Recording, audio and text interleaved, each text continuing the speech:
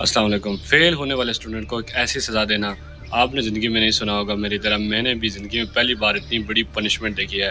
North Korea جو ہے وہ عوام کے لیے ایک جیل بن چکا ہے۔ اس کے بارے میں آپ لوگوں کو پتہ ہی ہے کہ کس طرح سے وہاں پہ جو ہے اتنی سینکشنز لگی ہوئی ہیں عوام پہ، اور یہ جو کم جونگ ان ہے ان کا صدر ہے، اس کی تصویر لگانا ہر گھر میں ضروری ہوتا ہے۔ اگر نہیں ہوگی تو وہاں پولیس جائے گی۔ وہ جس قسم کے وہ کپڑے پہنتا ہے یا جیکٹس وغیرہ پہنتا ہے، تو اس طرح کے کوئی بندہ ملک میں نہیں پہن سکتا، یعنی کہ اس حد تک وہاں پہ پابندیاں ہیں۔ ایک جیل کی طرح وہ ہے عوام کے لیے، وہ ملک نہیں ہے، وہ جیل ہے۔ اس نے جس طرح سے اسٹوڈنٹس پہ پابندیاں لگائی ہیں اور یہ ملک نہیں، یہ جیل زیادہ لگ رہا ہے۔ اب یہ اسٹوڈنٹس کو کہہ رہا ہے کہ ان کو کوئلے کی کان میں کام کرنا پڑے گا، اور وہاں پہ اتنی محنت مشقت ہوتی ہے، کھدائی کرنی ہے، لوڈنگ کرنی ہے۔ جو لوگ امتحان میں پاس نہیں ہو رہے تو یہ ان کا اپنا ذاتی فیل ہوتا ہے اسٹوڈنٹس کا، کوئی پاس ہونا چاہتا ہے، کوئی نہیں ہونا چاہتا، کوئی فیل ہو گیا تو یہ اس کا اپنی زندگی کا ایک حصہ ہے۔ تو اب اس پہ حکومت کو جو اس طرح کے ایکشن لینا اور اس طرح کے کام کروانا، یہ کوئی غیر انسانی ہے اور غیر، آپ دیکھیں کہ رسمی بھی ہے، ایک نئی چیز ہے کہ زندگی میں آپ نے بھی کبھی نہیں سنی ہوگی۔ ایک حکومت جو ہے وہ اس طرح کی ایک جیل کی طرح، قیدیوں کی طرح بیہیو کر رہی ہے ایک ملک کے لوگوں کے ساتھ۔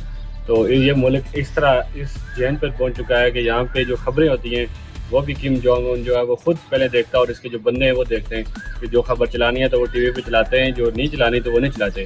اور گھروں میں بھی اس کی تصویریں لگانا بڑا ضروری ہوتا ہے، نہیں تو اس کے خلاف پولیس کیس ہو جاتا ہے، FIR ہو جاتی ہے۔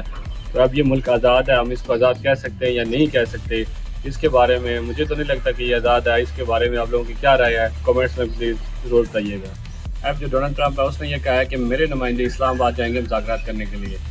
اسلام آباد میں سیکیورٹی کو ہائی الرٹ کر دیا گیا ہے، تمام جو اڈے ہیں، بس اڈے اور عوام کے لیے، عام عوام کے لیے، پبلک کے لیے جو سروس ہیں وہ ساری بند کی جا چکی ہیں۔ ابھی پاکستان جو ہے وہ سارا ایک قسم کا تحقیقات کی جا رہی ہیں، لوگوں کو کہہ رہے ہیں کہ آپ چھتوں پہ نہ نکلیں، اسلام آباد اور راولپنڈی میں جتنے بھی لوگ ہیں چھتوں پہ نہ جائیں، بچوں کو نہ جانے دیں، یعنی کہ سیکیورٹی بالکل سخت کی جا رہی ہے۔